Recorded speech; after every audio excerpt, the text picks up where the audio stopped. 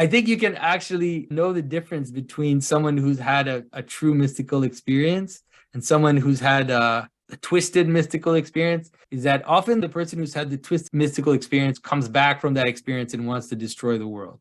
They're like, I experienced everything. I experienced like the mystical, ineffable root of being, and now nothing matters. Now all of this is trash. Like the whole world is just Maya, like the whole world is just illusion, and none of these things mattered. All your religions, all your communities, all your things, they're all nothing, right? If you listen to people, sometimes you'll hear exactly that tone. And to me, it's like, well, I think you're on the wrong side of the bed, because it's like, if there is something ineffable behind phenomena, then it is the source of phenomena. So it should actually fill phenomena with this kind of unsaid, but not destroy it. Like, anyways, I tend to always keep that in mind when I listen to people who talk about that.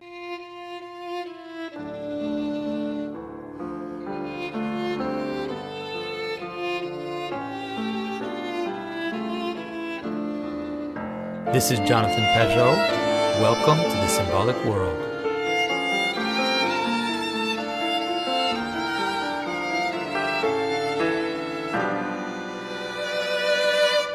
Thank you so much for agreeing to do this. We absolutely appreciate it, and it's amazing that you're sparing your time to talk with us. My pleasure. So we spoke with one of your colleagues the other week, John Vervaeke, and so he expressed that he holds you in very high regard, and thinks, he said to us, your thinking is delicious. So one of the things that I really appreciate about what you've brought to, say, the public discourse is this idea, this approach to religion and mythology is something that is symbolic, and as part of your symbolic world. I was wondering, why do you think that has been so effective as an approach to religion? Well, I think one of the issues that people have dealt with, let's say in the 19th, 20th century, is that because many religious groups have tried to defend their faith based on, let's say, scientific methods or accepting scientific presupposition, one of the things it did is that it in some ways made faith or religion arbitrary. It's like, well, here are a bunch of things that you have to believe, so you believe in the material world and all these scientific causalities being the only type of structure you can describe. And then on top of that, you add something like, so God came into the world and then died on a cross, and now he went to heaven, and if you believe, I mean, what are you talking about? This is absolutely ridiculous thing to say. If you just take on this like materialist type structure, but if you believe in that the world is actually, let's say, dependent on meaning and attention, and that attention actually, let's say, at least participates in the way the world reveals itself to us. And so it means then that the mechanisms of attention, which is something like stories, images, the way that we compress facts together into stories, are part of the way, or not just part, but they are in some ways the source of how reality unfolds.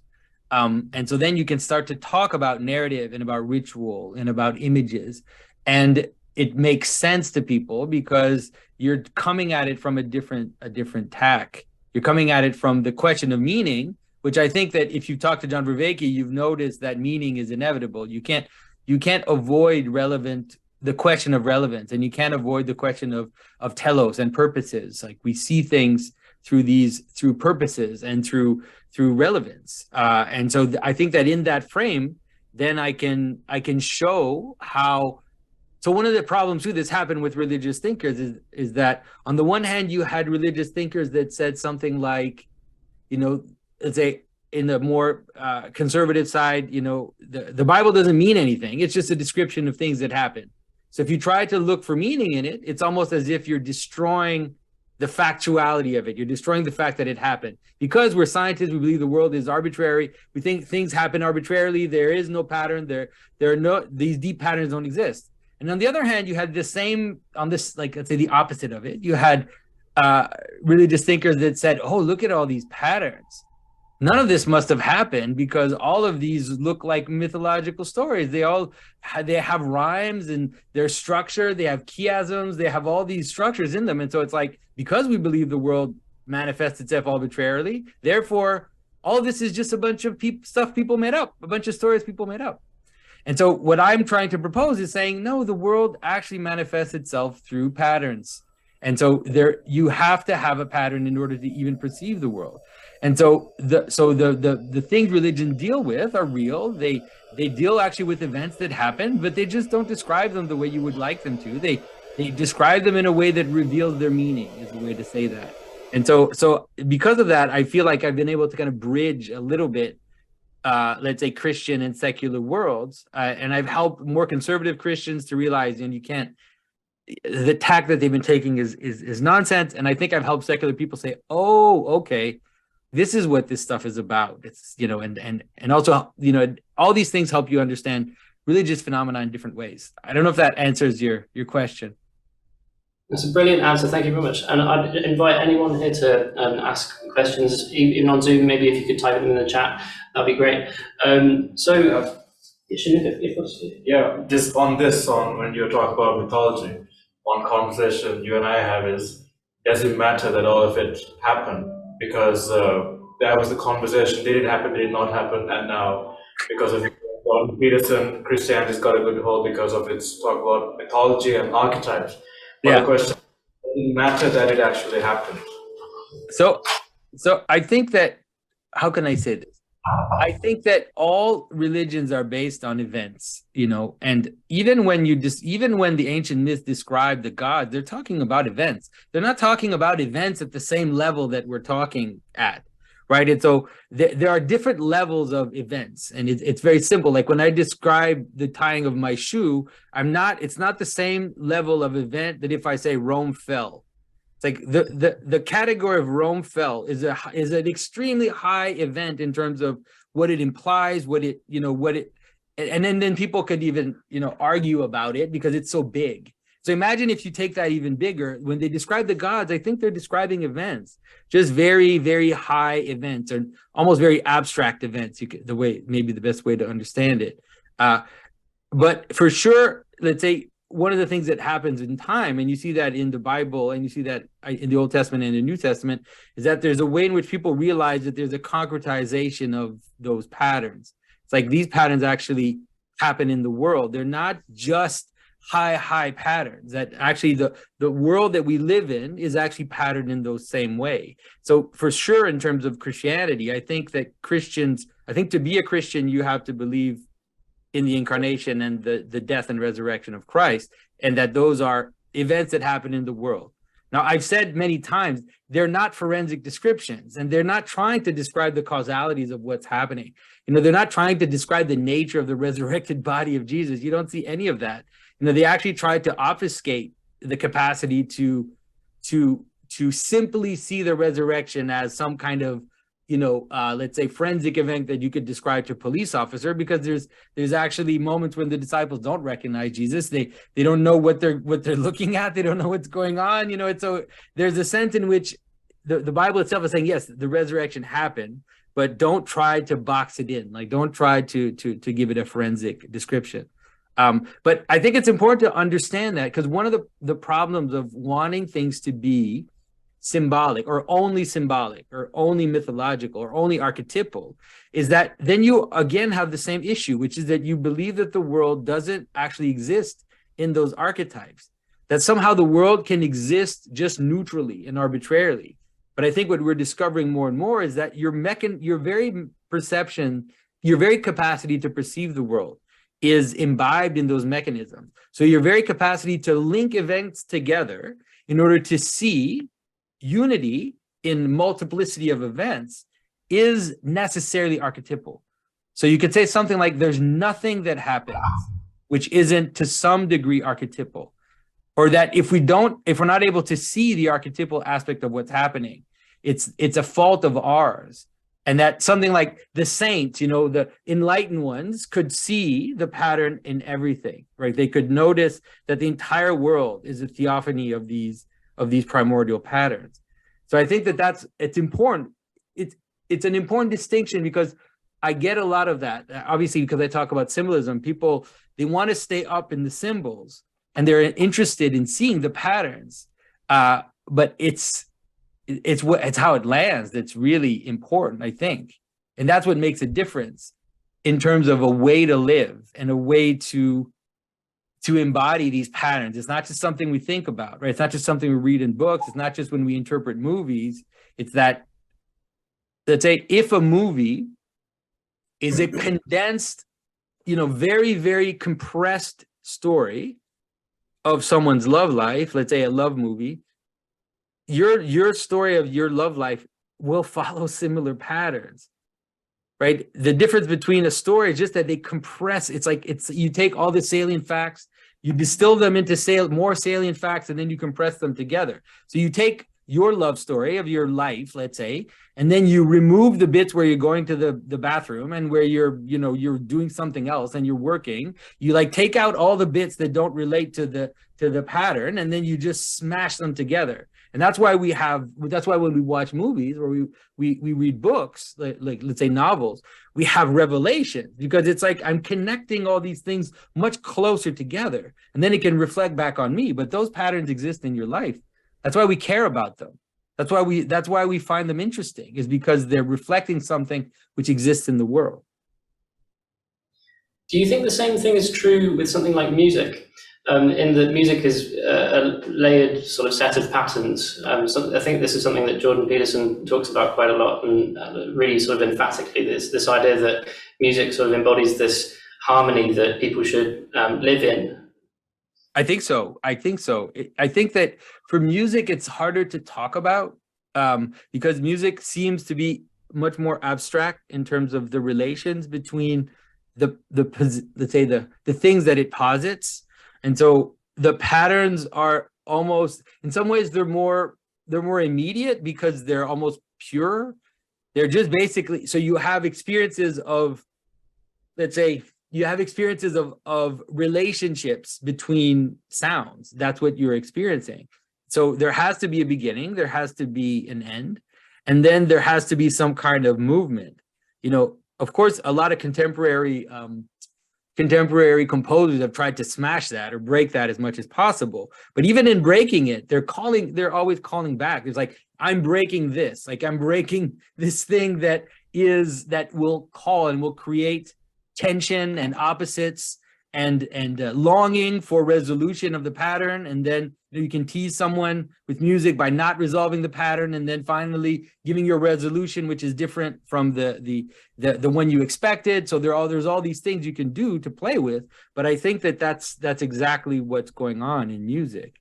So you have different joys that you experience in music. Some of them are really more like a roundabout, like a round where you have one melody that repeats, and then you know what to expect, and it's almost like it can also become trance-like, where you just keep repeating the same melody over and over. You find also a comfort, let's say lullabies, all these things that our parents used to sing to us, or church songs, or whatever, things that find comfort. Then you have more, let's say, if you have more complex pleasures that you can experience in terms of pattern, where there is more like a novel, right? It's like, I've set you up, and then you think I'm going that way, and then I take you this way, and then finally I resolve it in a way that you didn't expect. So yeah, that's what but I'm not an expert on music, but I think that's definitely true about music too.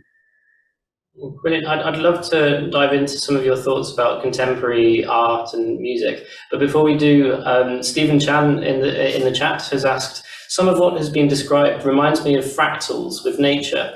What is the relationship between archetypal patterns and fractals? Are they two of the same, or is there some differentiation?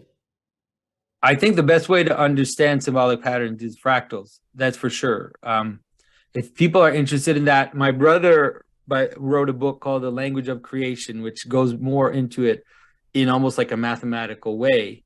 But that is really the way to understand order. And what fractals do in terms of symbolism is that in some ways you basically have one pattern, which is like one and many. Like that's the pattern. It's like one and many, and usually it's almost like one and two. So it's like unity, opposition, and then resolution of opposition. Sometimes it can become more complex, but usually that's just the basic pattern.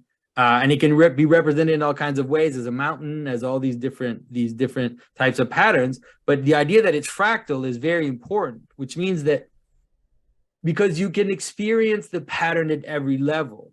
You can experience unity. So let's say it this way: you can experience unity and multiplicity at, let's say, let's take the relationship between people and groups and things. You can experience it within yourself. We have a multiplicity of thoughts and passions and ideas, but you're somehow able to notice that you're one person. And then you can do that in a group, in a family. So it's like there's multiple people in the family, but we recognize unity within that family. Then you can scale that up into groups, into churches or religious groups or cities, nations, et cetera, et cetera. You can just keep scaling that up until you realize that you know, the idea that, for example, the United States is one thing.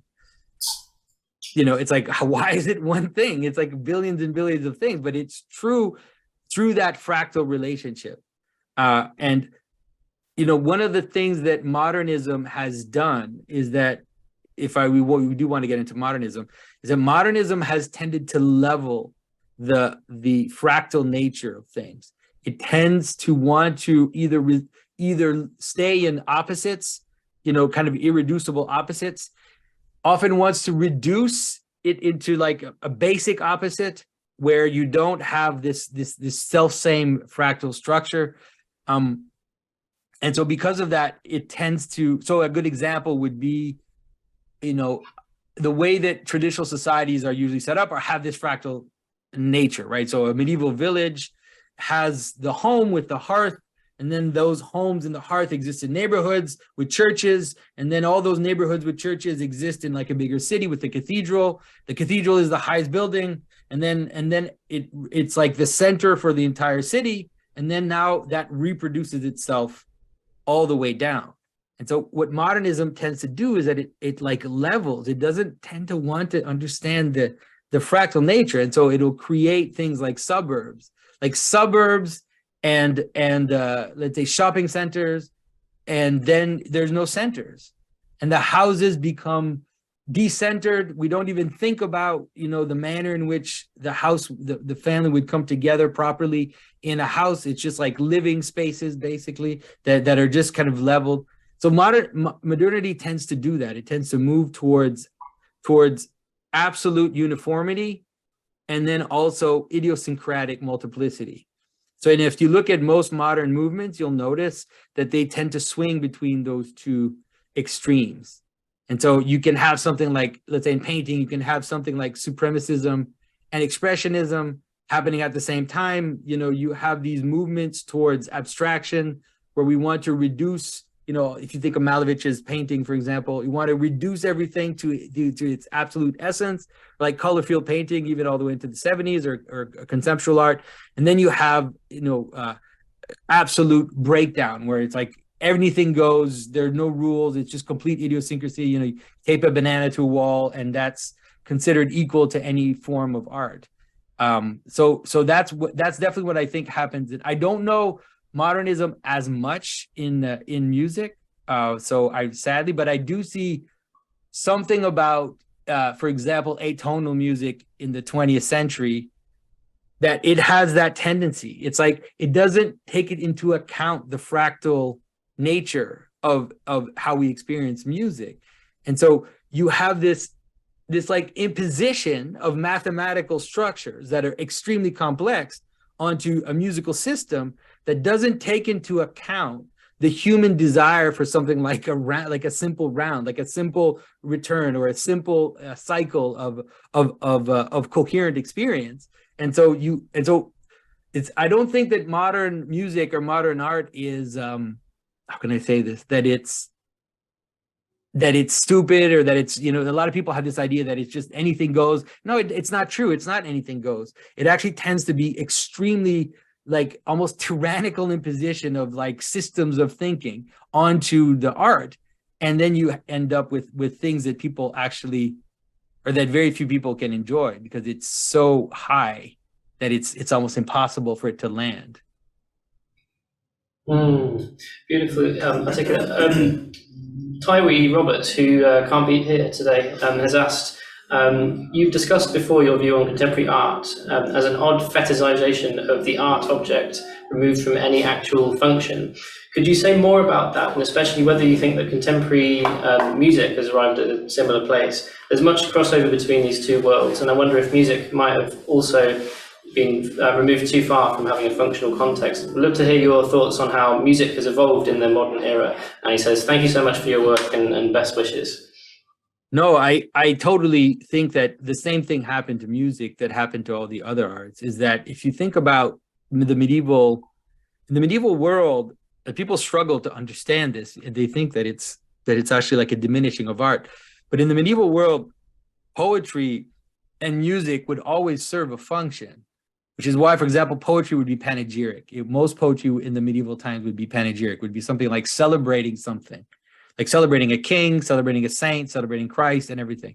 And we tend to think like that's lower, but it's actually because it was trying to serve a purpose in the world. And music, I think, would have been the same. That is, most music would have been either, let's say, folk music in terms of dancing, so it has a communal function. It would have been composed for certain events, for certain high figures like kings and nobles or whatever, to celebrate certain accomplishments, often related to poetry as well. So let's say someone would compose a ballad to celebrate a great feat that would have happened in a battle. And then you can see, of course, that the highest version of that would be celebrating God.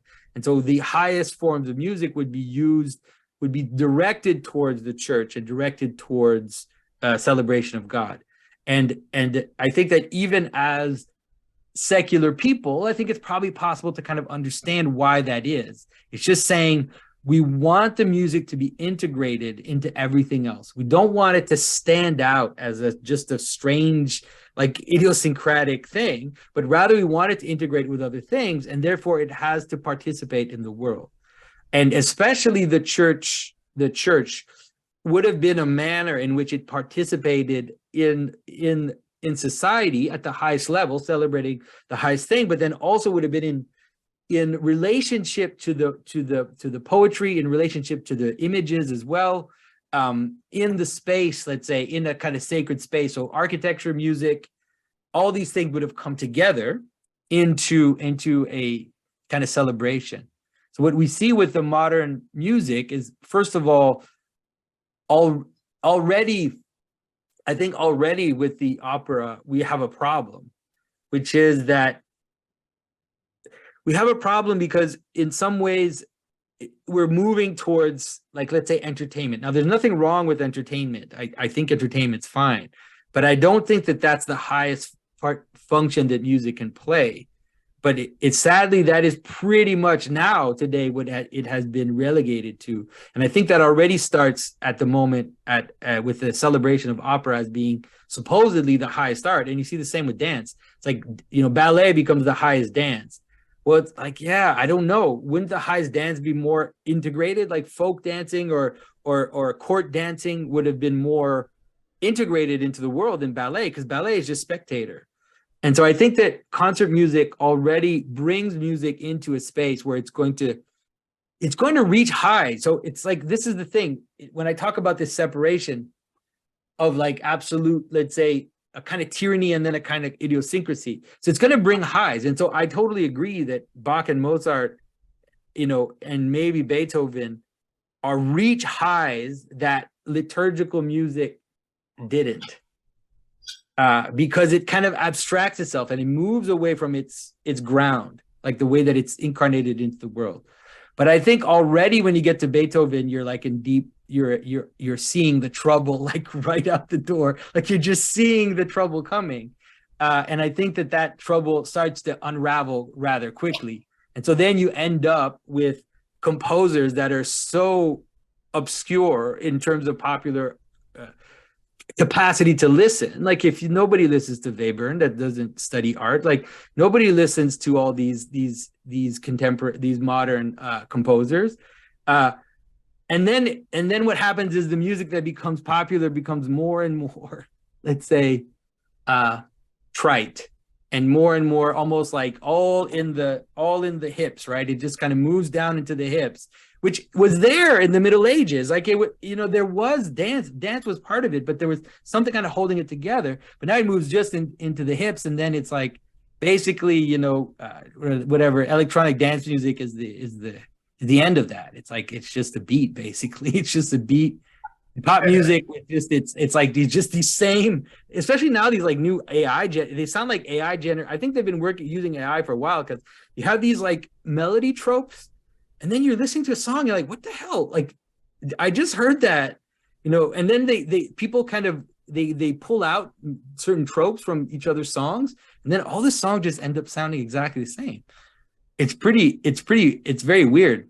So I think that the deincarnation of music has led both to its moving towards something completely obscure and that nobody cares about except for people that study music, and then coming all the way down. The one that's the most incarnate in some ways, I think jazz was the most incarnate because because it stayed with dance, I think it was still the best. The best of what the modern world had to offer was jazz. But even that gets like, it's like, yeah, I don't know. It's like I think I like listening to Miles Davis, but then I don't. It's like I'm just like, what am I listening to? Like I can handle 10 minutes, and then I'm done. Shanuka, you wanted to ask me? Yeah, just coming back to the question of liturgical music. Yeah. There's still lots of texts where no compositions have been written yet for the liturgy. And as new composers are taking it on in this day and age, what advice would you give to them to write for liturgy? Yeah, it's rough because I'm not like, I don't know. I don't think I know enough about music. I think I would say one of the tropes that I see happening, because in the Orthodox Church right now, there is a kind of renewal or desire to renew. And I'm from the Orthodox tradition, so there are some musicians, composers, even in the United States. Benedict Sheehan, who actually was nominated for 2 Grammys, his recent Vespers composition is an attempt to try to create something that is both fully liturgical in the best sense, but then also takes into account some modern development, let's say, puts it to the service of the liturgy without blowing it up, right? And so in some ways offering something also that is accessible to people. I know a big fashion, let's say in the Orthodox Church right now, is to use melodies that can be sung by the congregation, because even in the Catholic Church and in the Orthodox Church, as the modern world kind of became more and more present, what happened is the music became more and more difficult and more professional, and so because of that, it also at some point going to church became a show. So we have that now too on the other end, which is like the evangelical churches that just kind of like make up new songs every 2 weeks, and then nobody knows them, and then they just like sing these songs, and they're all pretty much the same anyways in terms of like their melody structure and stuff.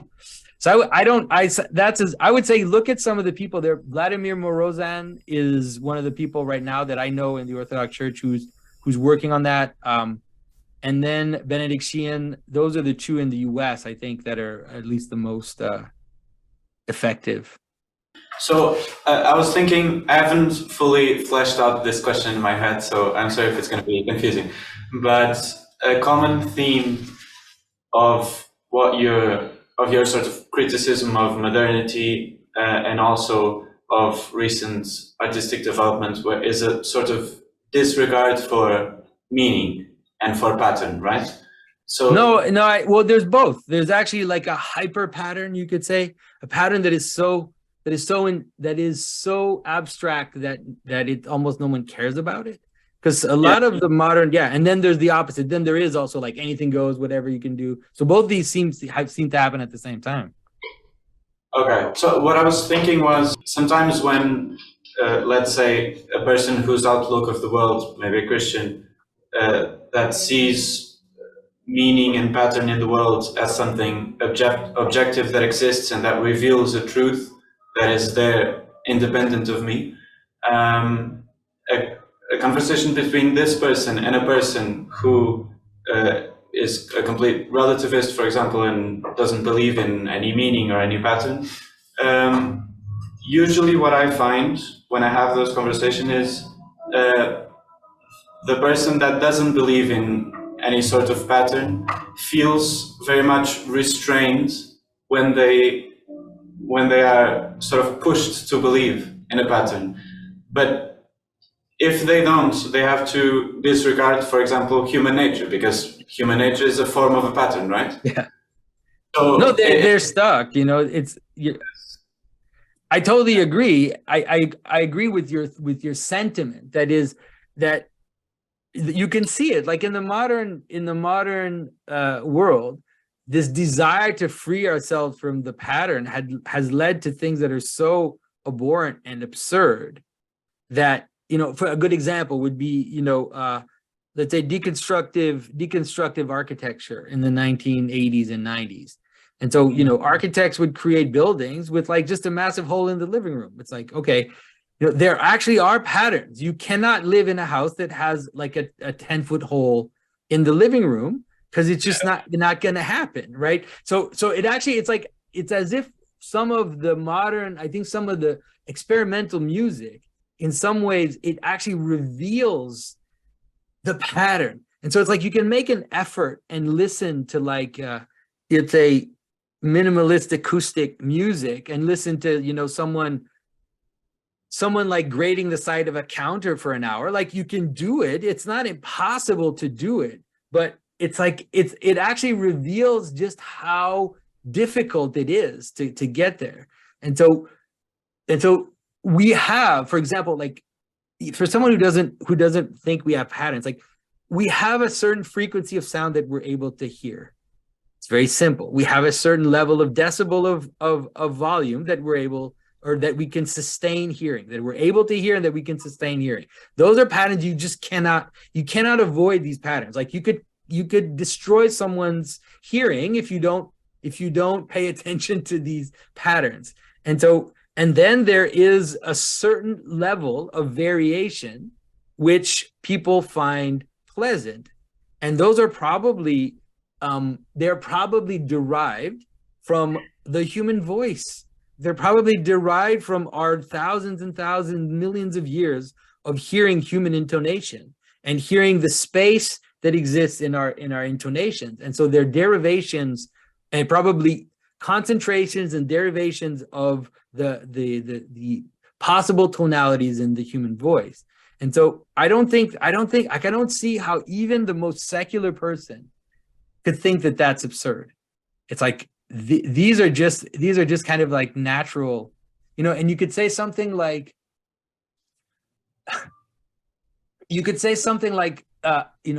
there are certain birds that make certain sounds, and if the male bird makes certain sounds to attract the female, and if they're off, they won't reproduce themselves.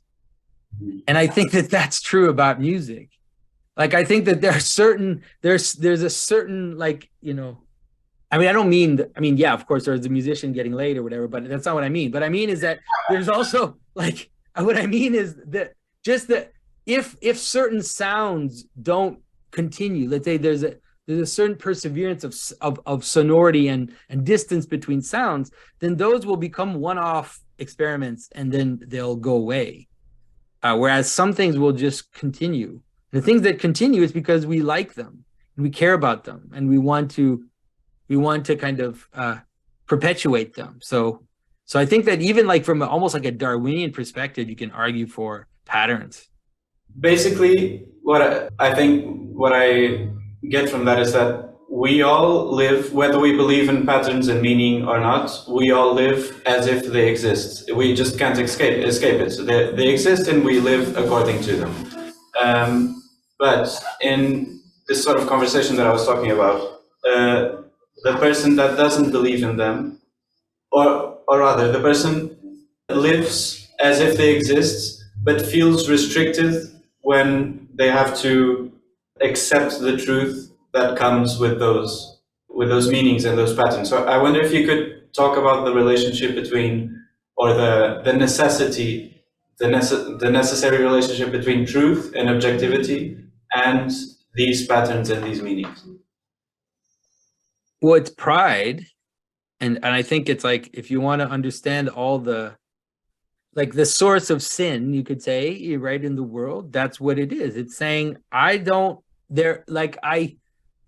are patterns that have authority over me. And I don't care, like, either you just can't get away from it, right? You can't eat rocks, there are a bunch of things that you cannot do. There are some patterns that have authority over you. And you exist within that's the scope of those patterns. So that exists both objectively even in the natural world, but it also exists in the human world. Like we necessarily have people that are authorities. We have our parents that had to guide us. We have different structures of authority. And so I think that there's just it's just pride. It's like, that's why we see that as the root of sin. It's like the idea of self-causation.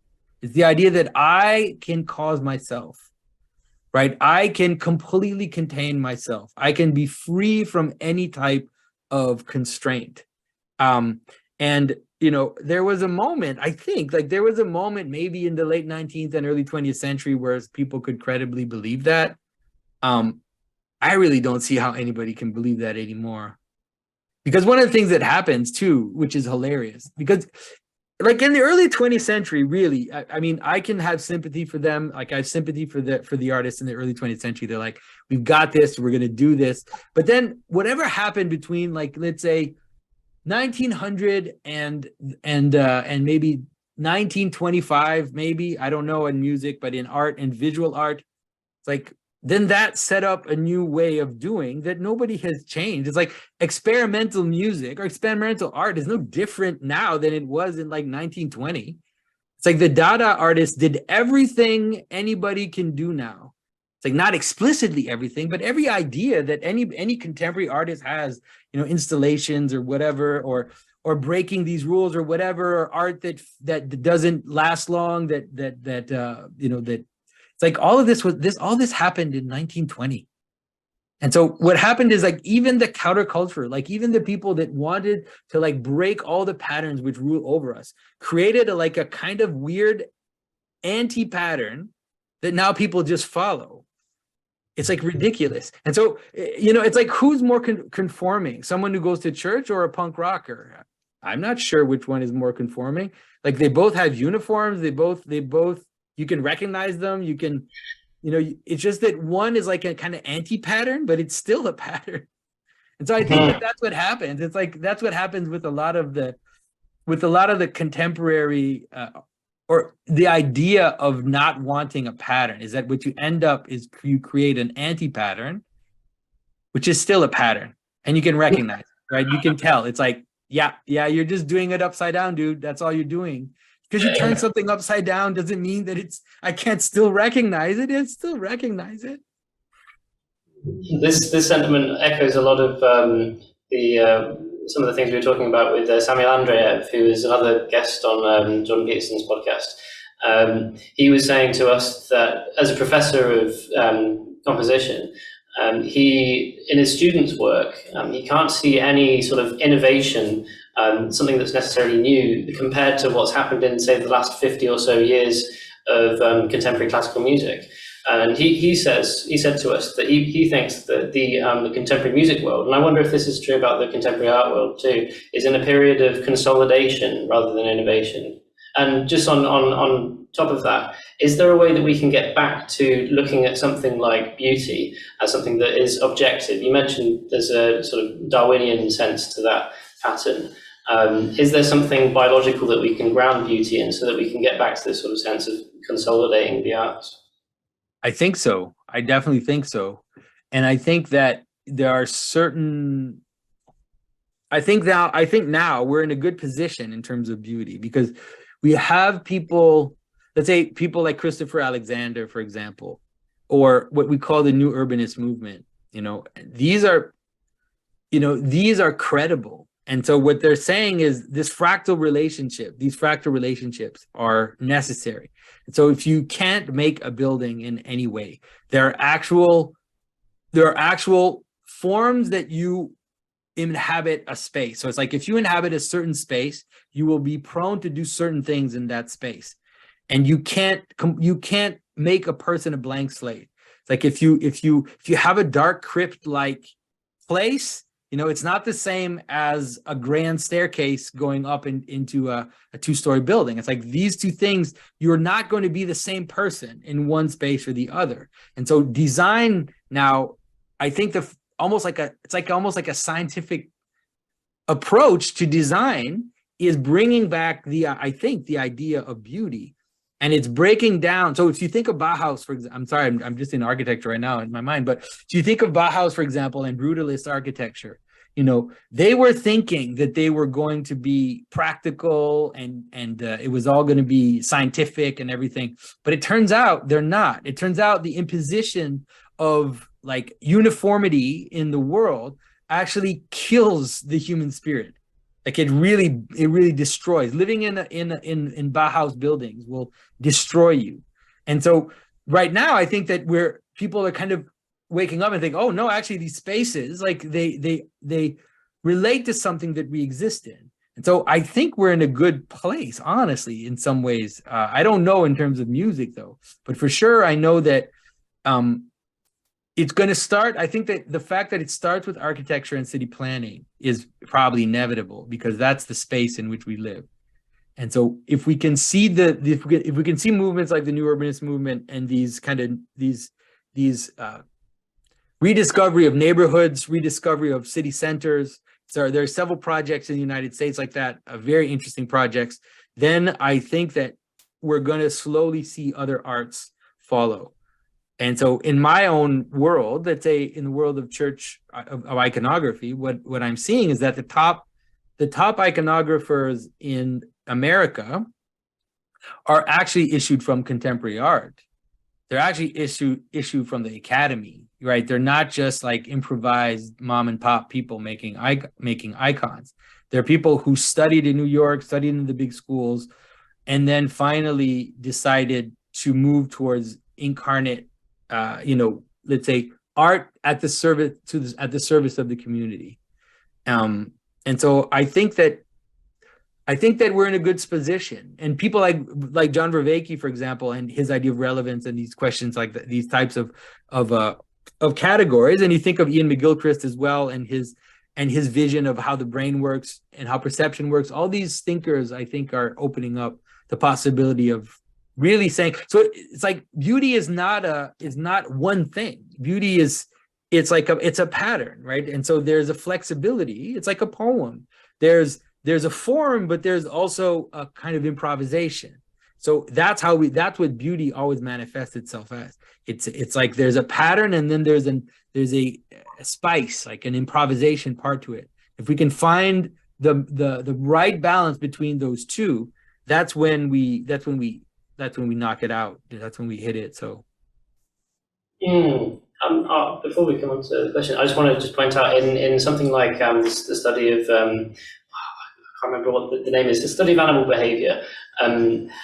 Basically, there's this idea of fixed action patterns, which are something that is sort of naturally selected for, that animals, will inhabit if because of their evolutionary history. So, for example, like on seagulls, you have these little red dots on the beaks that the baby seagull pecks to get the food out of the mother's mouth.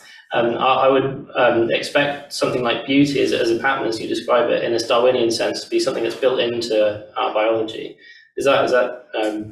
No, you're right. That it would deeply connect to the way that we're made, and so that's why.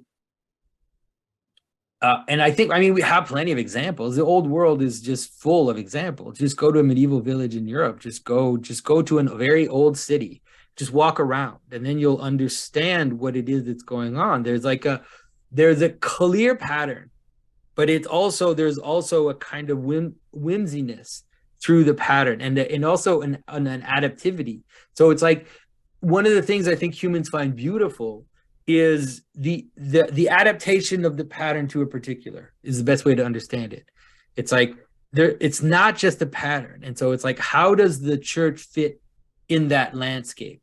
Like what's the relationship between the the city hall and the church. Like if you go to London, for example, and you stand there and you see the parliament and you see the church, and it's like these relationships of things that we know what they are, but how they come together and how they're related, and how one is, how you have this building next to the river and you have a bridge. And so it's like, I think that's what beauty is. It's like this interrelation of patterns to their particular.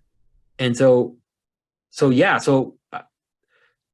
that seems to be exactly how I think that's how evolutionary selection works too, right? It's like if it's properly adapted, then it gets selected, and then it gets moved up. And so, and it's not like we're going to reproduce London in another city, but it's rather that we see how it's properly selected, and those relationships, they kind of inhabit us in a way. Brilliant. Wendy, did you want to ask a question? Yeah, okay, yeah. Hi, Jonathan, it's a pleasure to have you with us. I have sort of a three-part question. Sorry to bring us back to modernism. My first part of the question is, do you think modernism is inevitable? And the second part, you sort of already touched on when you talked about beauty, and you also talked a little bit more, I feel, on the criticism and detriments of modernism, but I would like you to talk more about what you think is productive within it. And the third part of the question is, what do you think is coming next if we continue the way we're headed? They get me in like apocalyptic mode here. It's not good. It's not good for you. All right. So yes, I do think modernism is inevitable. I think the best way to understand it's always there. So that's the problem, is like it's a fractal pattern. So what modernism has always been there, let's say, but as a spice, or as an excess, or as a movement towards something which is a little too much. So that's how I think that's kind of how tradition works. So there's cycles like that. So for example, if you listen to 13th century, high music in France, I mean, it is wild. It is wild. It's like the mathematical patterns are extremely complex. There's rhythmic, there are like different rhythms. And when you listen to it, it's almost like it's so difficult to listen to, because you have like text, you have someone singing melodies and then other people singing, and there seems to be no relation, but there's like this strange mathematical relationship between the different voices. And it's like, but then so what I mean is that these things happen, and at some point it kind of, let's say it breaks, and then it feeds into a more embodied world. And it's always kind of there. There's going to be the little bit of that experimentation. I always kind of think of, if you look at church architecture, again, like Middle Age church architecture. So you'd have the saints, and you'd have, the biblical images, and then in the fringes, in the margins, then you'd have all the crazy stuff. Like you'd have like lewd images, and monsters and things eating their own tails, and like just all this there's kind of experimental space which was held in the margin. And so the same with manuscripts, for example. So you had the main image in the center, and then you had an experimental space in the border where you could go wild, like do all whatever it is, like knights fighting snails, or scatological imagery, all kinds of stuff that is usually not explored in everyday life. So I think that what modernism did is it basically took that and just like put it out there. It's like, that's what the world is about now. It's kind of about the extremes. And so in some ways, I do think that in big cycles, we'll come to moments where these extremes will manifest themselves. So we saw the same happening in the late Roman Empire, for example, or like, let's say the late Roman Republic and early Roman, like at that transition, there were some really wild things. Like there were mosaics that they would make mosaics of crumbs. And so they would make like a mosaic where it looked like someone had eaten the day before and had left crumbs on the table. And like that was their decorative element. And so they would have like images of, yeah, like decomposed things, and there was this experimental space that was opening up that was becoming really really intense. And I think that you could even argue that Ovid's Metamorphosis is a very modern text, and that's why Augustus hated it so much. It's like he hated Ovid. He's like just talking about sex all the time, and then talking about. So it's like these moments have happened before, So I think so. So what is its use? So one of the things that it does is that it exposes the pattern in some ways. Because you could say that in a normal traditional world, things are just natural. Like people don't necessarily think about these questions. They just live them, right? It's like animals. Like animals don't ask themselves about the patterns that they inhabit. But when things start to go awry, and things kind of start to go into extremes, where you actually see extremely like difficult, obtuse patterns up here, and then you kind of see idiosyncrasy down here, you're like, oh, wait a minute, like you can kind of see what's going on. And I think that seeing can then be fed back into a more embodied world. And so that sounds abstract what I'm saying, but so I do believe that let's say the future will be an integration between embodied, kind of incarnate art with enough understanding about what modernism proposed to be able to integrate it in a way that doesn't call attention to itself completely. And so a good example, if you're interested, there's an iconographer. His name is Father Siluan Justiniano. I think he's one of the best icon painters in America. He was an postmodern abstract painter in the 90s. And, he had all these scholarships in New York. He was doing great. Like he was on that path, and then he became a monk. So he began painting icons, and what he's been doing is integrating, let's say, extremely sophisticated color field theory, and let's say the principles that were developed by the abstract expressionists into his painting. And so the way in which, like in the 70s, the theories about color like that they came up with were crazy. About they went really deep into, so they would make these paintings that no one could ever care about, right? Just a bunch of squares, like a bunch of squares of color. But it was the theory that went behind it was an extremely sophisticated understanding of color relationships and vibration and how colors affect each other. And so it's like you can take that and put it back into something great.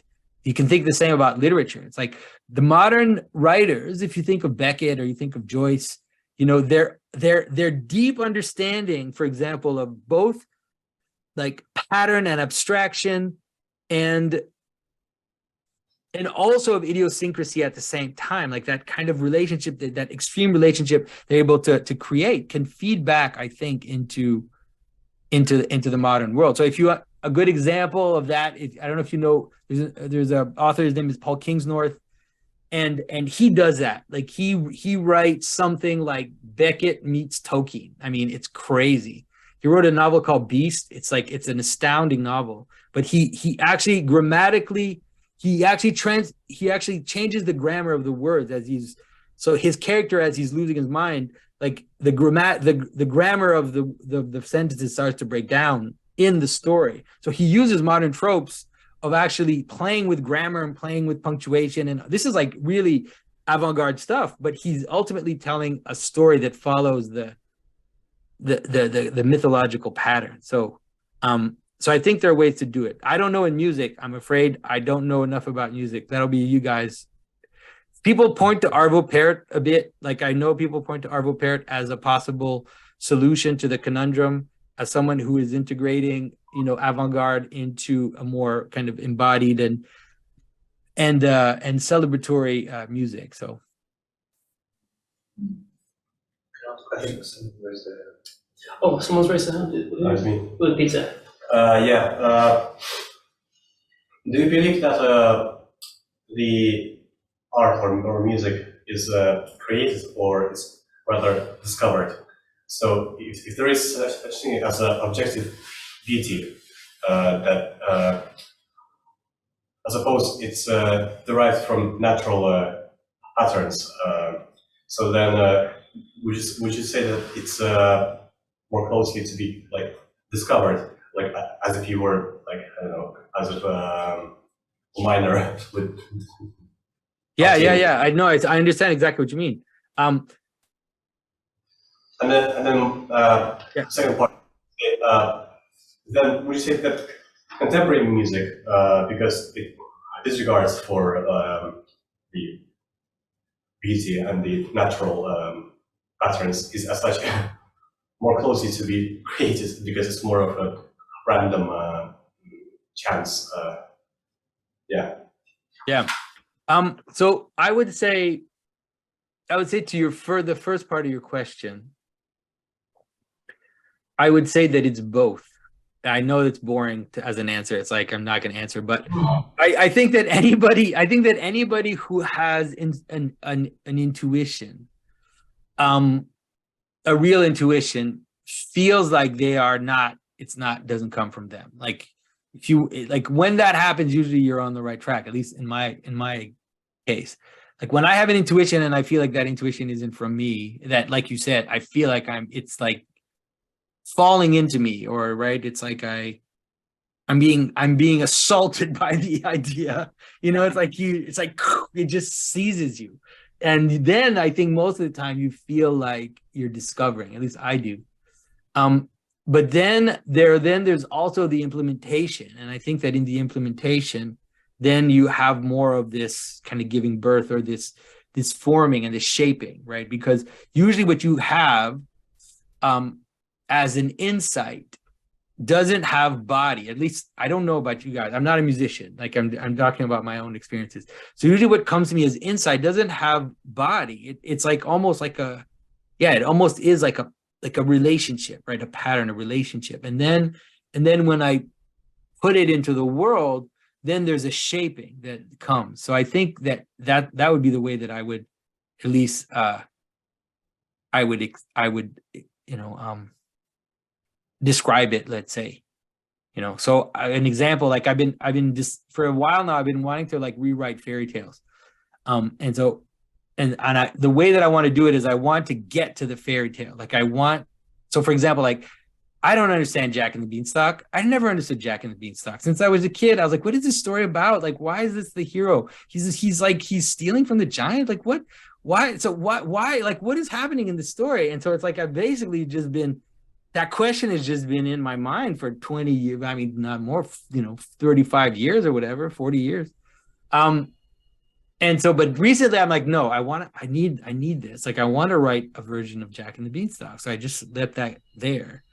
And then I don't know how it works. I don't know how it works. At some point, I'm sitting there, I'm like, and all of a sudden it just like, it's like a lightning bolt, right? It just strikes you and you're like, oh, I get it. I know what that's about. Like, I know what that story is about.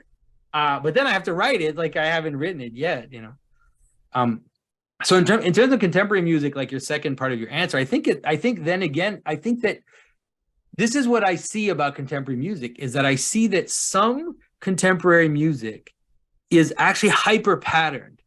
Like it isn't idiosyncratic. Some of it is like, I'm going to have this pattern and I'm going to shove it down your throat. Like, I'm going to just like make you listen to it, even though it's unbearable, but it's like, here's my idea. I have this idea. And it's like this idea that I'm just going to like just force into the world almost.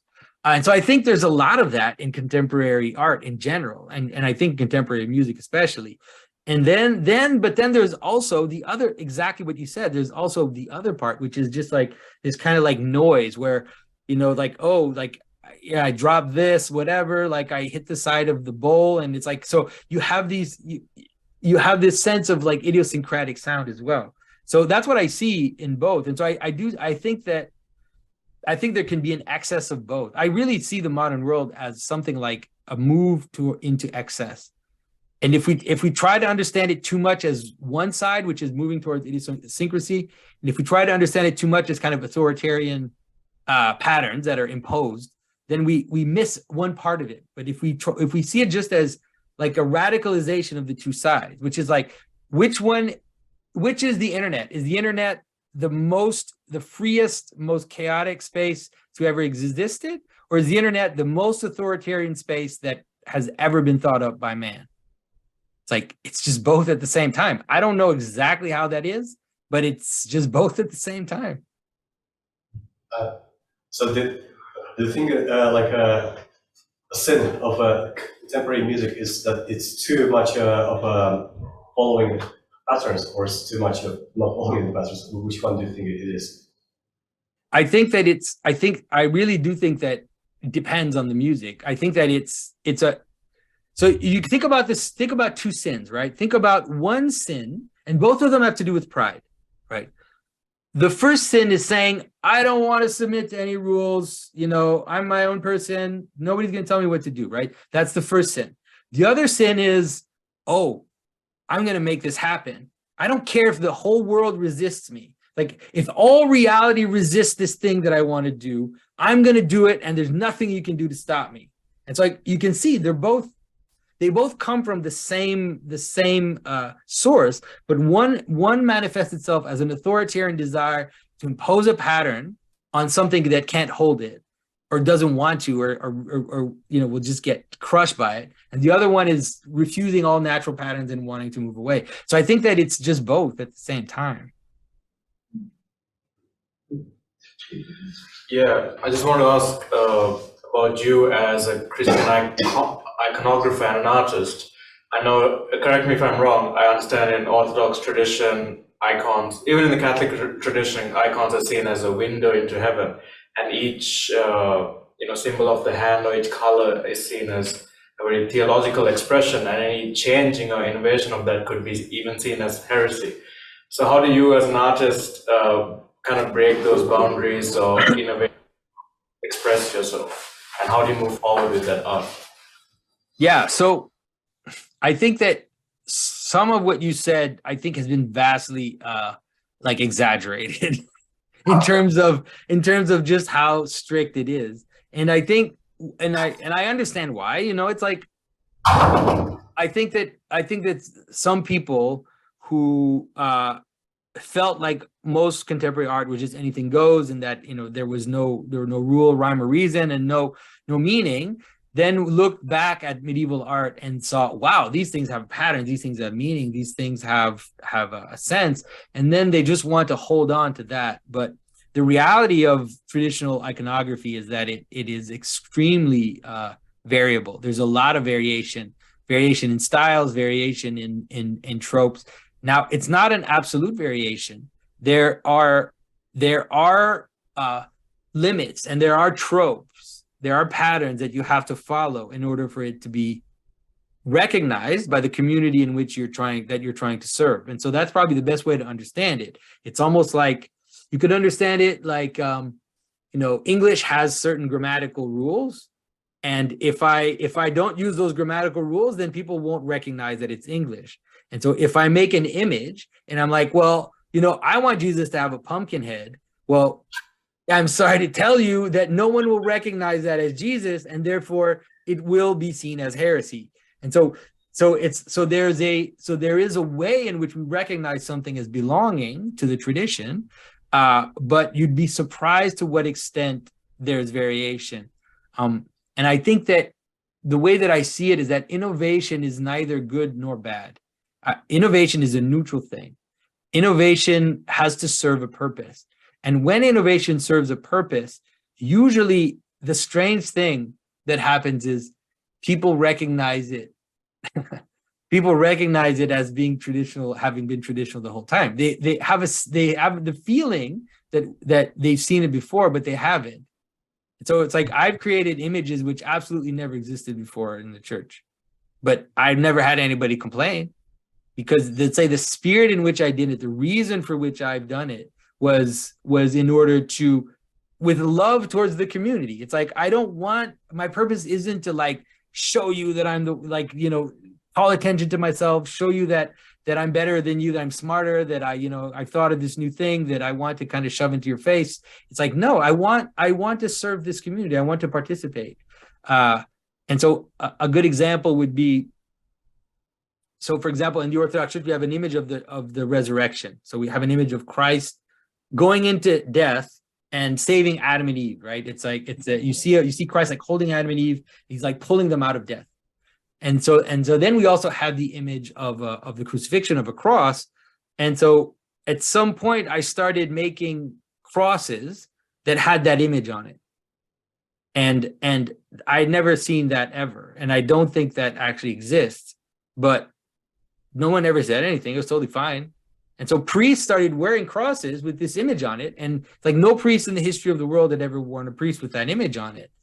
But it was totally fine, because it's like I'm not putting a cat there, and I'm not putting Justin Bieber. I'm doing something which is like it's like a poetic reformulation of something you already participate in, right? It's like oh wow, yeah, an image of the descent into death on the cross. Like maybe they don't even think it; they just see it, and it's like, yeah, that makes sense. So I think there's a lot of that where it's a lot of the problem that modern religious art has had is that it acts out of the sense of genius, like the sense of trying to keep up with the times. Like it's not acting with the desire to integrate and to make something participate in the community. But if you do that, you'd be surprised at what you can do. You can actually do quite a bit. I think it was Isaac Newton who always carried a Bible underneath his arm or something like this.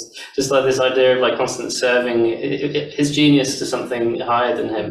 Magnus in the chat asks a mystical question. He says, "Do you experience something under the symbolic layer, something ineffable, numinous, and hard to define, but something which can be experienced in the body in moments of silence and depth and be transformed?" And so yes, I do believe in that. And so I think the best way to understand that is the source of the symbolic patterns. So you can understand that, let's say at the core is something like a transcendent something which actually cannot be described, something that cannot be said, something that cannot be expressed, and you can access that. You can have access to those experiences where you all of a sudden feel transported into that space.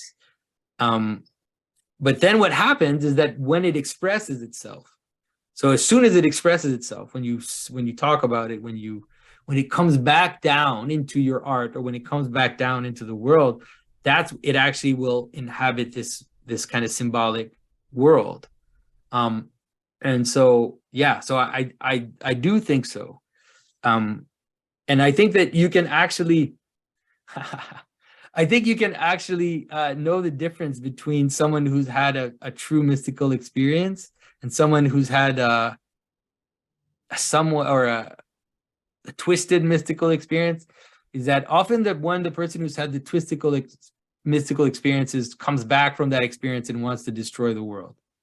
Like they're like, I experienced everything. I experienced like the mystical, ineffable root of being, and now nothing matters.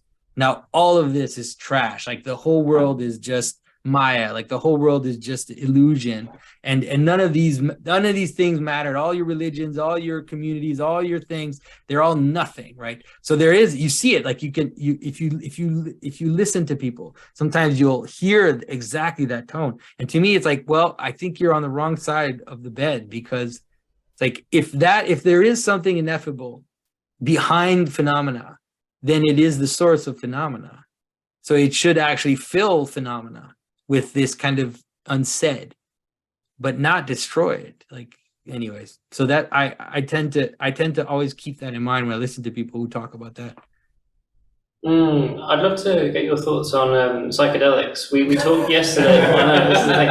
And this is something I really want to chat. Yesterday we talked with Carl Ruck, who's one of the authors of the Road to Eleusis and one of the experts on the Eleusinian mysteries. We were talking to him about the difference between, so in terms of altered states of consciousness, and sort of mystical experiences and this kind of thing.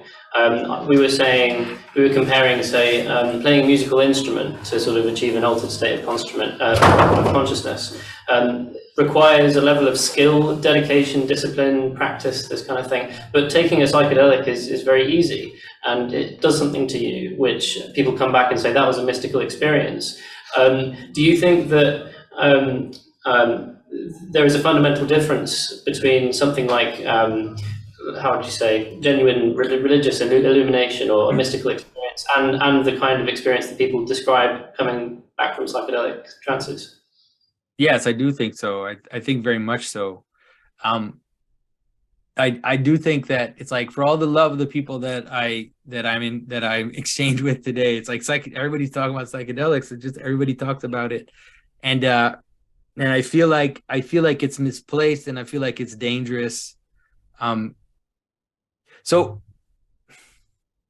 a good example, the Eleusinian Mysteries is actually a good example of this very problem, which is that, let's say the Eleusinian Mysteries had a psychedelic in their ritual, right? And so people tend to think that that's true, and they tend to think they have proof of that. If the Eleusinian Mysteries had a psychedelic, the Eleusinian Mysteries lasted, I think, was it 3 days? 3 days of rituals and fasting and attention and maybe like sleeplessness and whatever it is that they did. It like a whole huge like ritual that lasted days and also lasted a millennia in time. And so if at the end of that, to like tip them over or whatever, they took some kind of substance, like, now why the hell is everybody just talking about that substance now? Now that's all people care about. It's like, what's the formula? What's the chemical formula? Like, what's the chemical, right? Because exactly that. Like we're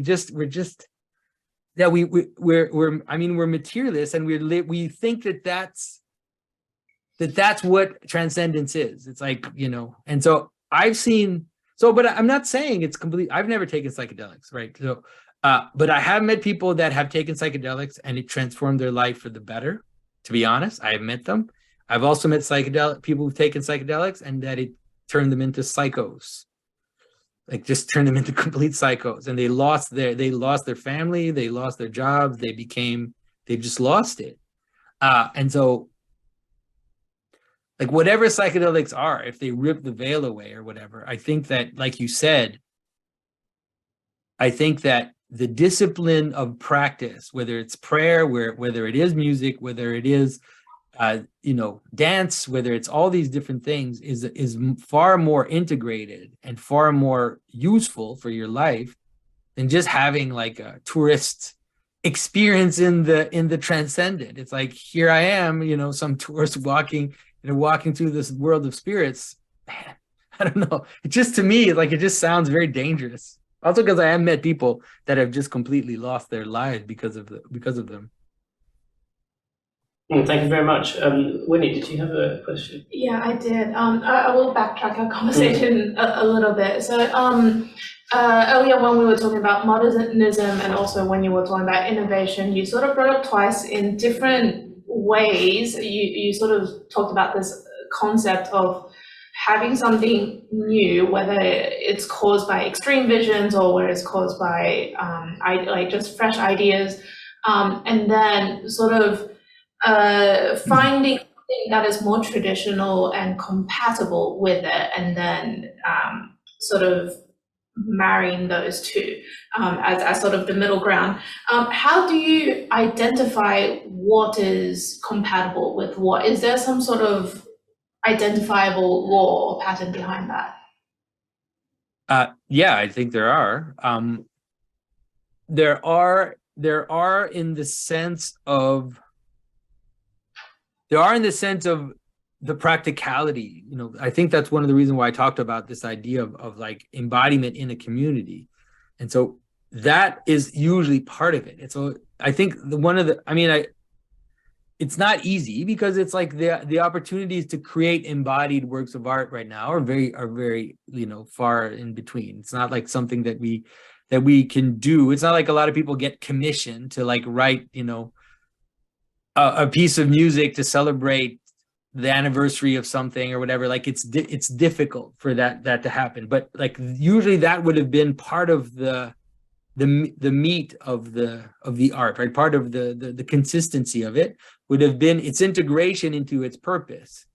So like, what is its purpose? So like, let's say I write a piece of music for a dance, it's not the same that if I write a piece of music as a national anthem, right? If I write a piece of music in a church, you know, it's not the same as if I write a lullaby for a child. Like those actually are recognized by people as participating in their world.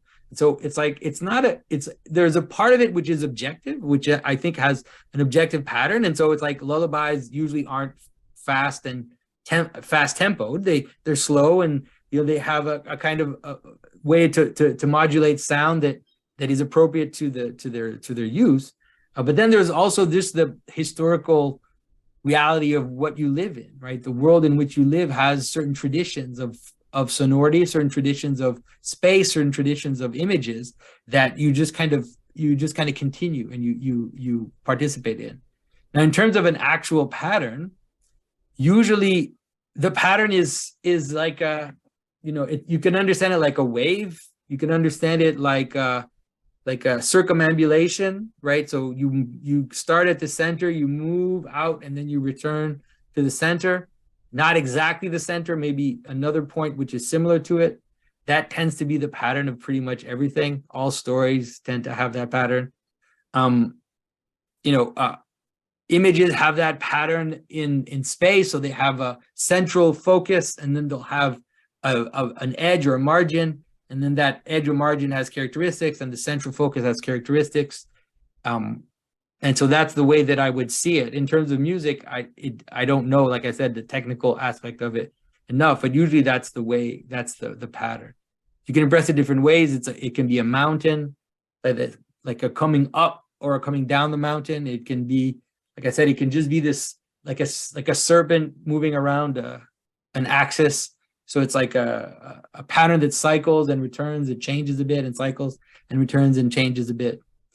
So a mix of recognizability and difference, right? And so if you have enough of that, like, I mean, I think Bach is the best for that. Like a fugue is like almost like the perfect vision of that, right? It's like he gives you something, he states it, and then he's like, let me play with this. And he plays and he plays, and at some point you're like, where is this going? Like, I don't even know what's going on anymore. It's like, and then all of a sudden you're like, wait a minute, no, I see it. It's coming. And then all of a sudden it comes not exactly maybe even the way you want it to, and it's like that's like probably in terms of the way I would understand, like in terms of music, one of the best versions of that pattern.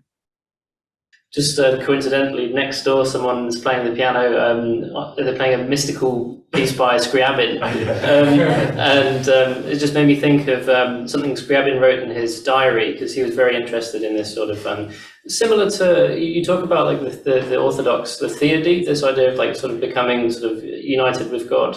But Scriabin writes in his diary, "I am God," and this is something that I think could potentially be a problem with this sort of new understanding of religion as a sort of symbolic language that people will try and, like we were talking earlier about, like the modernists, like they try and create the music instead of discover it.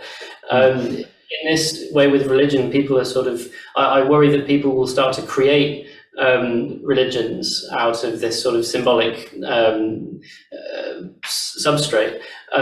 Do you think, do you worry about the same thing? And how do you, how do you, just on top of that, like how do you then defend a religious belief without it being attached to something like a dogma? Yeah. I mean, I see it happening. It's happening now. It's happening all the time. Like the religious is crashing back into our world, you know, with speeds that are hard to deal with. And it's happening in ways that are very, that are kind of chaotic and kind of messy. So, you know, we saw during COVID was an acceleration, like an accelerant of religious patterns. I mean, it was nuts in terms of watching, you know, taboos get set up, and then, you know, scapegoating, and then also George Floyd during COVID, it was crazy. It was like, it was a religious event. I mean, it was circumambulation, and and like, kind of ecstatic union after fasting. So think about it. It's like people had been like isolated in their houses for months, and then someone gets sacrificed, and then all of a sudden it's like, whoa. It's almost like Dionysian in terms of what was going on during George Floyd. And so we're seeing it happen all around, and it's kind of it's scattered and it's messy. And so I think that we are definitely in danger of seeing, because religious patterns, it's like religious patterns are super dangerous. Like they're so dangerous. So like most dogma and rules and taboos, like, thought out taboos and rituals are there in some ways to mediate the religious in the world, because it tends to burn like a fire, right? If it comes through, it's not, it can leave, if you read the Bacchae, you can see what religious patterns do if people kind of let themselves go to that inebriation. It leads to sparagmos, right? It leads to ripping apart of the world. And so I do think that we're definitely in danger of seeing that happen. And I think COVID was really an example where we could kind of see a glimpse of what was possible in terms of a religiosity in a secular kind of technological world. And so I do think that dogma is actually a good thing to a certain extent. Like if dogma is understood in its proper place, right? And so, for example, in Orthodox Christianity, we have a creed, we have a statement of faith, we have things that we believe, and we also understand that it's apophatic, which is that these are not positive statements. They are in some ways protective statements or negative statements to avoid us from becoming crazy, but ultimately the transcendent is beyond that. So God is beyond, like, it's like, I'd say I definitely believe in the Holy Trinity, but I could also say God is not a Father or a Son or a Spirit. Like that is not heretical at all, like, because we know that these are kind of negative statements to help us understand. So I do think that dogma in religion is inevitable and necessary, because without it, it leads to like New Age insanity, right? It leads to like crystal, like just, cults and gurus and like neo-tantric in like madness that we've seen happen in the past, 10, 20 years, which leads to really, it really destroys people. Like I know people that have been destroyed by neo-tantrism, like really like psychologically messed up. So I think I do think that dogma is important, because or else we're in trouble. So sorry, I hope I'm not disappointing you guys too much with that.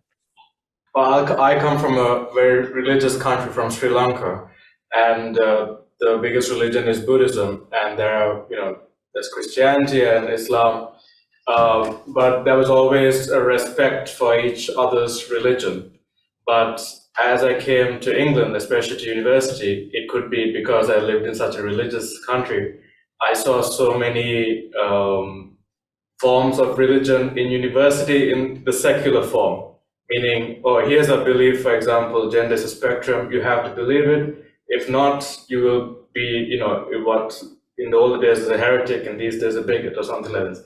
Or I see even there's this kind of negative view on white male, as if the white male is the worst thing to exist and all opportunities are given based on, sex or based on color, and not anymore on merit. So I feel that it wasn't the conversation I wasn't expecting coming to the West, but in the West, how do you think we can have just more conversation between different beliefs and just more respect for different beliefs? Yeah, it's hard. Because the religion, let's say the ascendant religion, right now, I would say there are different versions, but that the woke kind of ascendant religion is definitely one. Like it's definitely one. It's part of it, because it has a kind of zeal, right? And right, it has that like fundamentalist zeal where you can't question. There's certain things you can't say. Like if you ask, even just ask questions about certain things, like there's a kind of fire divine fire that just like rushes out of people. And so I think we're definitely in that world now. It's really a problem because, you know, all religions will exclude, like all religions will have dark skeletons in their closet, but the way religions are set up is not arbitrary. And so they actually there's a reason why they're set up the way they are. And so, for example, if you take, I mean, I'm a Christian, so obviously I understand Christianity better.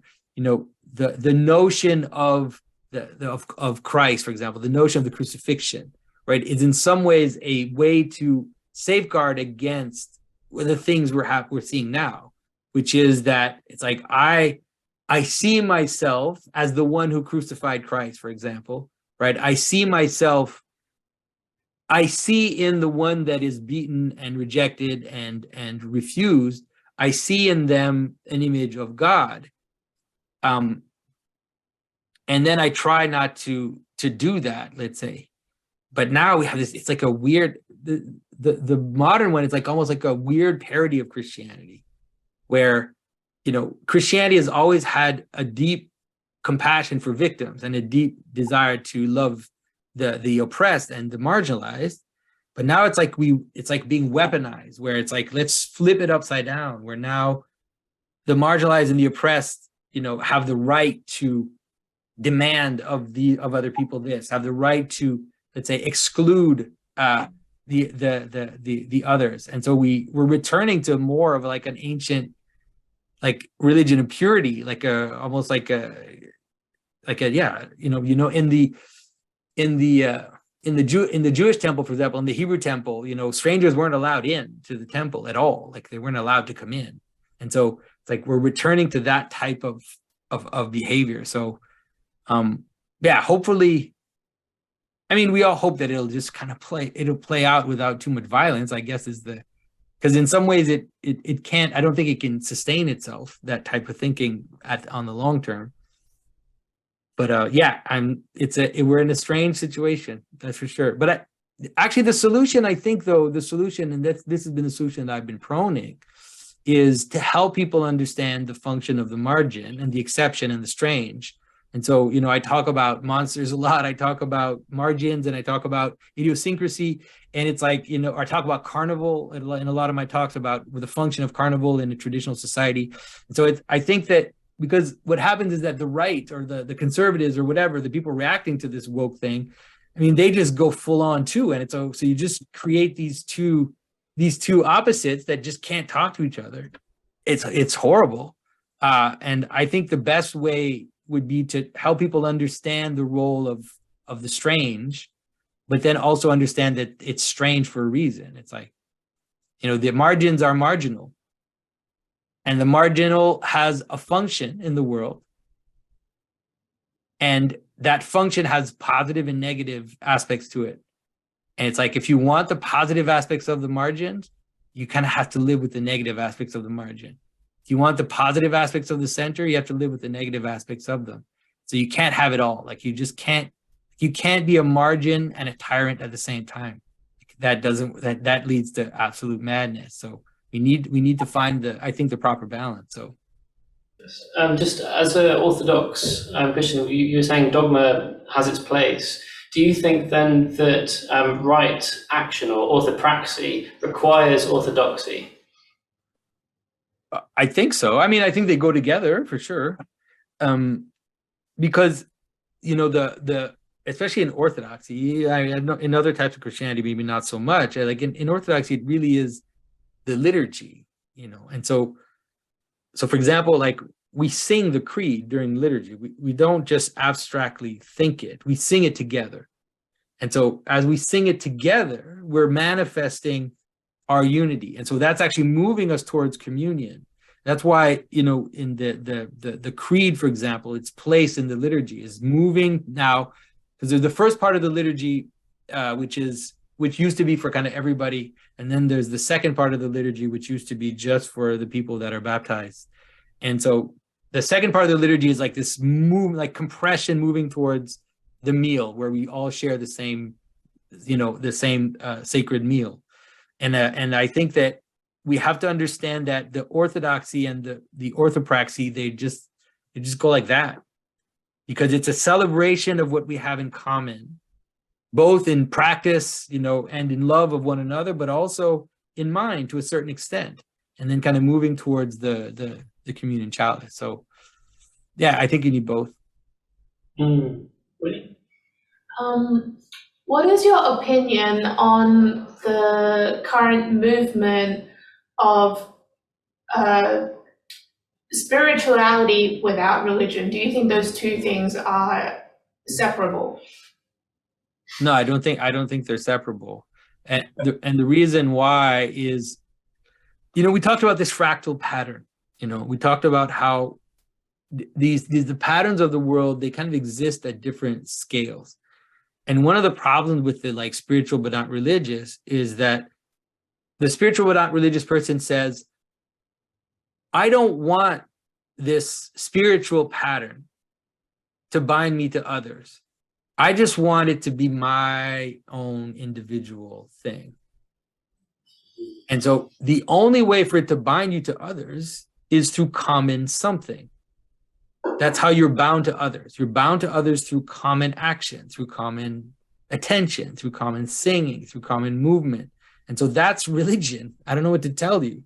And so if we stand together, if we sing together, if we process together, if we bow together, if we do the things that we do together, then the spiritual is not just binding me as an individual, but it's binding me to my family and my family to a larger communion, et cetera, et cetera.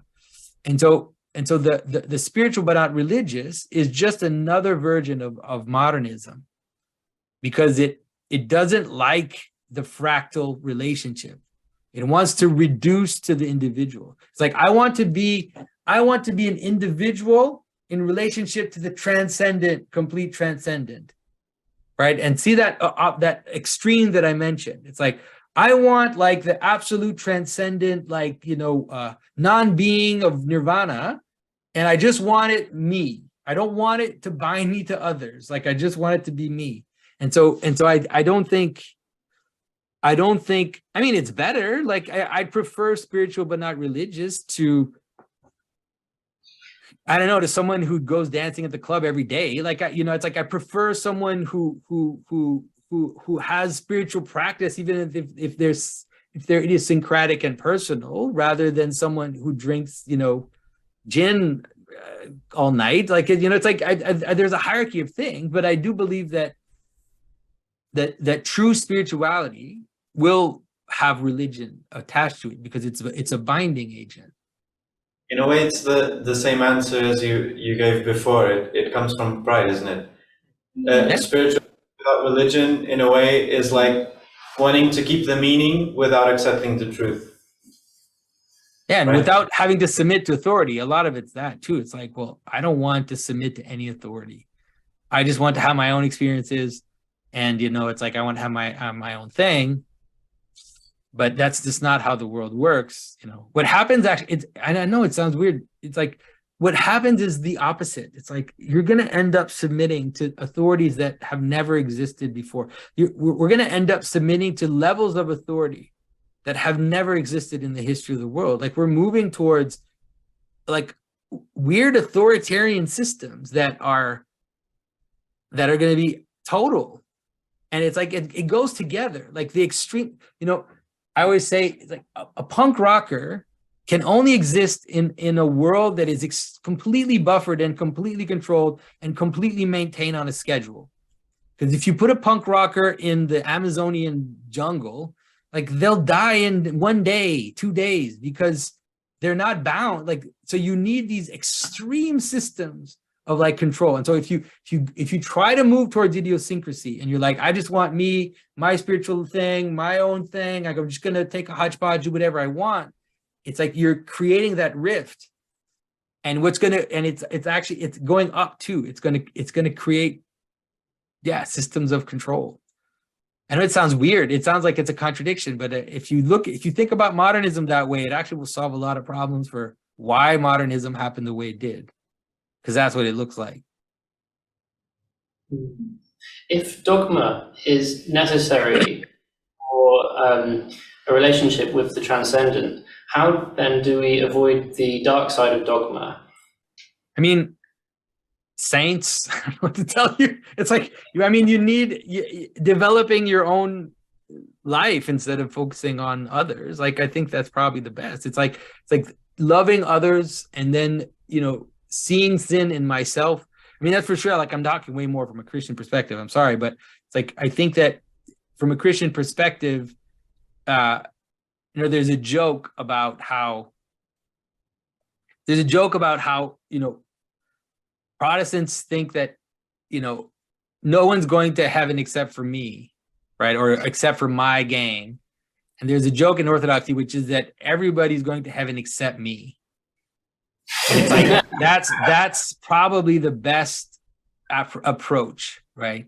Is to see your own sin and to always focus on your own lack, and then you probably will be able to avoid the problems of dogma if you do that. Brilliant. Can I just sorry, it just like with the last thing you just said, then how do you avoid the psychological problems with that? What do you mean? Just I guess the association that like everyone is going but me. Yeah, it's mostly a mental state where you're just trying to not see yourself as higher than others, you know. And so we obviously, you also you wouldn't, if in that state you're self-flagellating, then that's pride too, by the way. It's like self-flagellation is pride, you know. Most people that are like, because you think you're so important, right? You think you're that important that you should flog yourself. But I think that just this sense of like attending to your own thoughts and attending to your own and not thinking that you should be better than you are. Because a lot of the psychological problems that we have is that we think that we should be better than we are. So it's not that we actually think we're wretched. Is that we think we're wretched, but we think we should be awesome, like we should be heroes, but we notice we're actually wretched. I think that that's the problem. But if you just kind of see your own sins and you're like, okay, I mean, in a Christian perspective, you just see your own sins and you're like, yeah, you know, just give it up. Like, I don't know, like when we confess our sins in Orthodoxy, we confess our sins like it's like we're sinning constantly. So we always say for all the sins, you know, that known and unknown, like I don't even know that I'm sinning. Like I'm just sinning all the time. And so if you're in that state where it's like you actually think that you're just sinning constantly, so much that you don't even know how much you're sinning. It's like, and you know, it's like, is there even room to self-flagellate? You know, it's like that's how it is. And so all you do is you kind of just give up and you just, you know, yeah. So I hope that, but it's like, by the way, I don't do that because I'm not a saint. So I've got a lot of pride. Don't worry. Like I hope, you know, I'm a hypocrite. Like that's for sure. I just hope that's clear. No, it was, I guess it's a question to both of you because you seem to be in agreement. You were talking about the problems of dogma or the dark side of dogma. And I wonder if you could elaborate on what this is. No, but the dark side of dogma is that it gives you an insight to judge other people. That's what it is. It's like as soon as you have something which binds you, and it's not just dogma, it's the problem of any unity. So as soon as you have something that binds you together, as soon as you have any group, anything that you see that you have in common with others and binds you, that immediately creates an outside.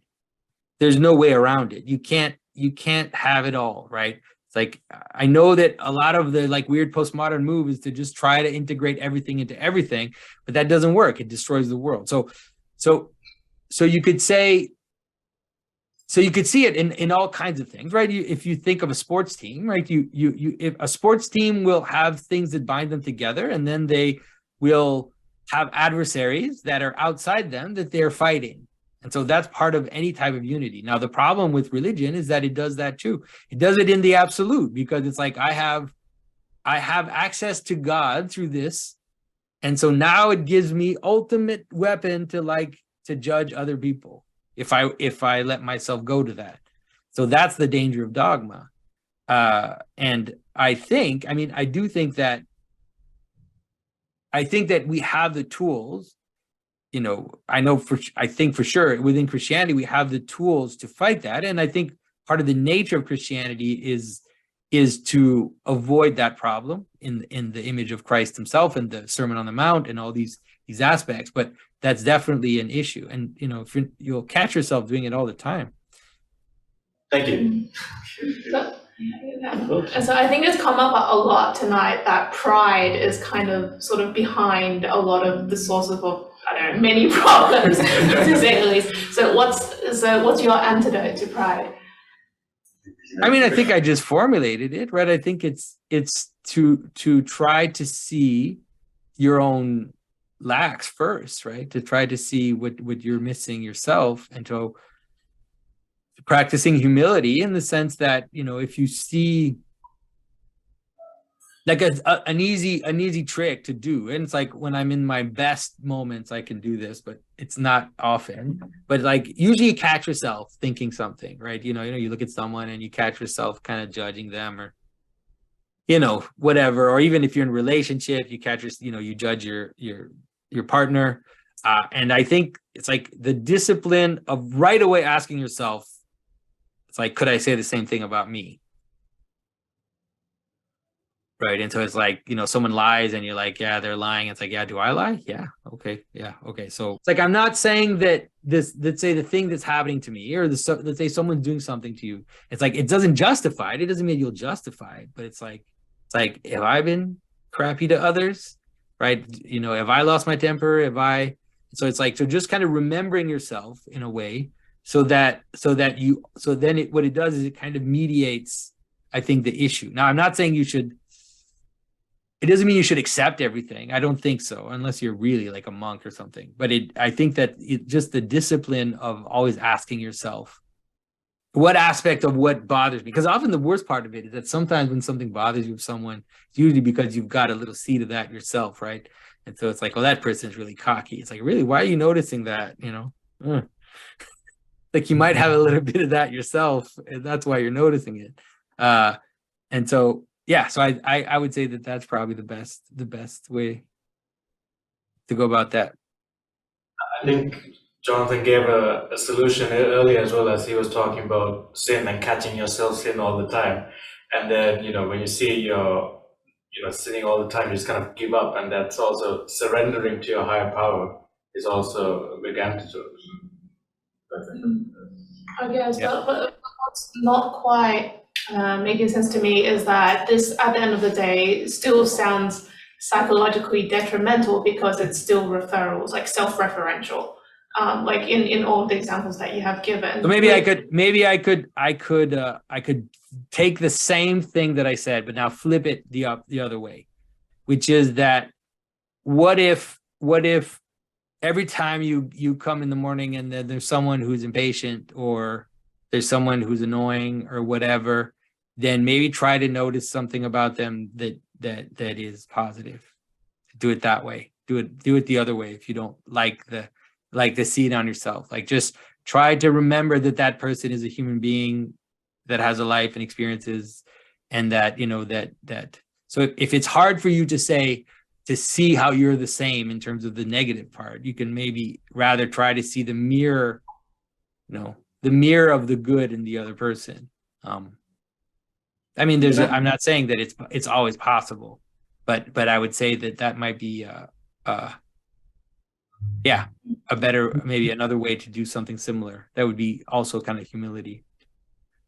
Could I add just one thing that Peter Graves, I'm sure maybe you've talked to him personally, I don't know, but Peter Graves really showed in an interview or a book, I don't remember, that humility is an arrow that points outwards, whereas pride is an arrow that points inwards. And so I think it's in this sense that the over-judging ourselves and over-criticizing in this posture of I'm so bad, it's really me. Yeah. So to put it very simply, humility is whatever points outwards, and pride is what. I remember hearing the Dalai Lama actually say that someone asked him about about people who are shy, and he said it's pride. Yeah.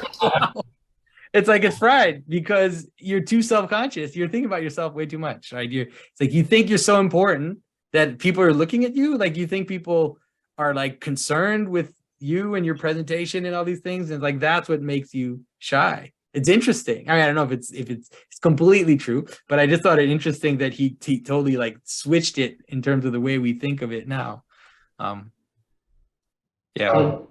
So mention because like when you mentioned the pride and then antidote and then humility, it instantly reminded me of there's a cartoon called Avatar of the Last Airbender, and there was a quote in there like with a arrow basically saying, and I'm paraphrasing, pride is not the opposite of shame, but its source. The only true humility is the only antidote to pride. So it's interesting how it's basically exactly what we just yeah. I think something could be said about beauty for that as well, because true beauty is always taking you out of yourself, isn't it? And what you were saying earlier about modernism is that it's just inward and not pointing to something outward. Yeah, Yeah, well, there's definitely an aspect of modernism that's like a kind of radical, a radical subjectivity, and so it's like you go to a museum and some artist has their whole thing, like they just have, they probably wrote books and books about the thing they're doing, and then you walk up to it and it's just, I don't know, it's like strands of hair hung from the ceiling. Right. And it's like, yeah, this person spent like 20 years working on this project. And it's like, and then it's like, why so really I should care? Like I should care enough about your little idiosyncratic world to like dive in and like discover all the references that it's like, I'm sorry, I just don't have the energy for it. And also like, really, are you going to subject me to that? Like your own little idiosyncratic world? I don't know. I'm not interested. Yeah, then along that line, like if everything points outwards, like to me that sounds a lot like compassion, right? In a sense that everything should sort of there you go. It's good. For us as musicians, then do you think that how do we, I guess, be compassionate performers? Are we in service to our audiences? Is that compassion? I would hope so. I mean, I think that you have to be careful. Like when you say service to your audience, of course there's a balance. I think there's a balance because also you're trying to, like, let's say you make a piece of art. So on the one hand, you are trying to let's say reach out, to have compassion for your audience, but there's also a way in which you're also trying to kind of take them by the hand and kind of pull them into something. There is both. There's like both, you can find, I think, a nice middle ground because I think that modern pop composition is like, it's like the worst of trying to please the audience because they're just like, what can I get people to click on? And then, it's just like things, songs appear and then vanish, within a few months, but it has to do with that problem of like trying to like really hit what people want right now, and just kind of give them what they want. But I think that true art is not like that. Like there's a balance between, let's say, kind of teasing. How can I say this? I mean, you think about it really like a meal, right? It's like, so I'm offering something of sustenance to the person, but then I will have spice in it in order to make it attractive and make it taste good. But there also has to be like substance to it, So an element of you inputting parts of yourself to. Well, that's going to happen inevitably. I tend to think people shouldn't put too much effort into that. Like, but I mean, that's like the opposite of contemporary thinking. It's mostly in service of something, I hope, like in service of something higher, right? In service of some, so it's like, for example, if you say, I mean, I'm just thinking out loud here, because it's difficult for music now, like I said, but if you, let's say, like, I want to bring joy to people. Like I want people to experience longing. Like I want them to kind of move into that experience of longing and have a sense of that. And so it's like you're serving a higher purpose. You're basically like training people to have these experiences and these subtle experiences.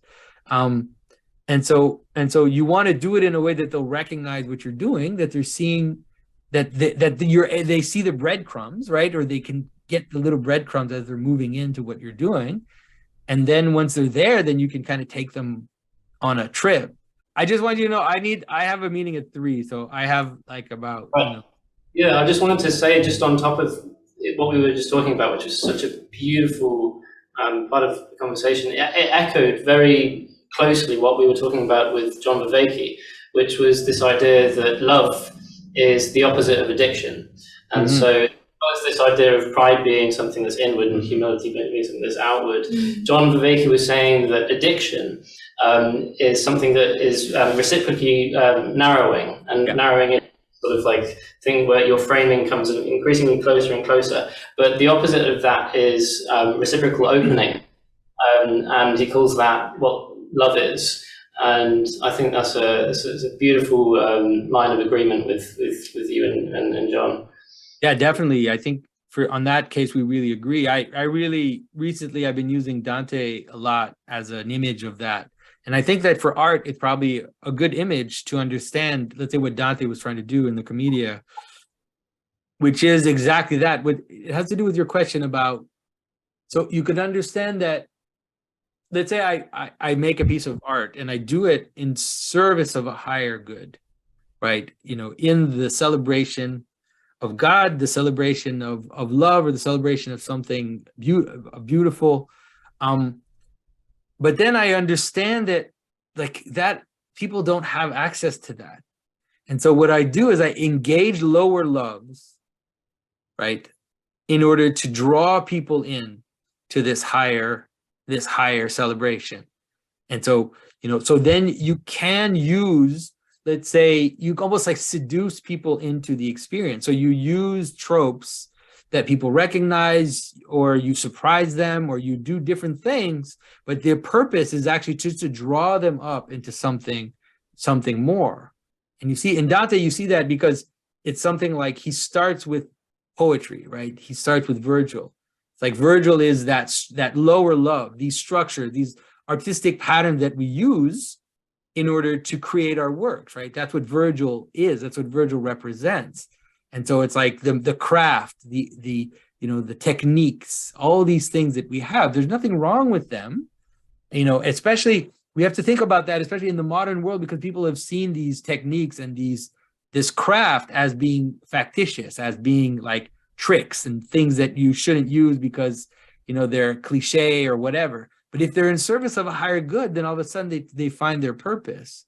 And so you can use these techniques in order to draw people into higher loves. And so, Dante moves from Virgil to Beatrice, which is a woman that awoke love in him when he was a young person. Then he moves up towards saints, ultimately towards God himself.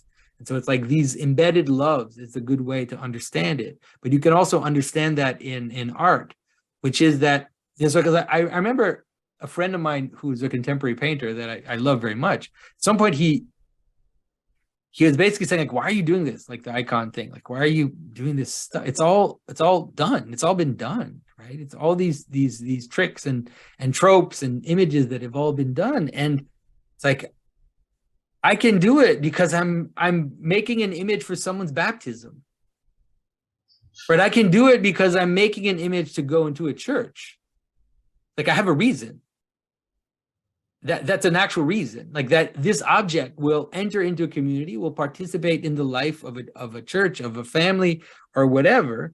And so the lower loves, these lower aspects, these techniques, the way the lines work, or the way, using a halo and all these things are in service of a higher participation. And so there's no shame in using them, right? I'm not pretending that they are new or innovative or whatever. It doesn't matter. Beautiful. I think that would be a really lovely place to end, especially because you've got something coming up. But thank you so much. It's been an amazing chat.